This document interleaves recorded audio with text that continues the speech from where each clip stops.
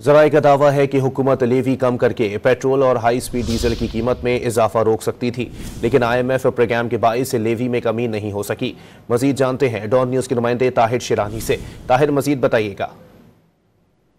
जो भी पेट्रोलियम मसनूआत की कीमतों का तयन होता है वो आलमी मंडी में खाम तेल की कीमतों और डॉलर की कदर के हिसाब से किया जाता है, लेकिन क्योंकि इस वक्त हुकूमत पाकिस्तान IMF के प्रोग्राम में है और पेट्रोल और हाई स्पीड डीजल पर फी लीटर 60 रुपए के हिसाब से लेवी वसूल की जा रही है, तो इसलिए जो मुमकिन इजाफा था उसको लेवी कम करके रोका जा सकता था, लेकिन IMF प्रोग्राम की वजह से हुकूमत के लिए ऐसा मुमकिन नहीं था।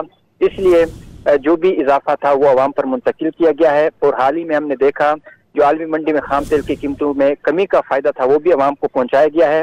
तो इसलिए ज़राए का ये कहना है कि एक तरफ पेट्रोल और हाई स्पीड डीजल पर 60 रुपए फी लीटर लेवी के हिसाब से लेवी वसूल की जा रही है, तो दूसरी तरफ शहरियों पर पेट्रोल और हाई स्पीड डीजल की कीमतों का बोझ भी मजीद बढ़ा दिया गया है।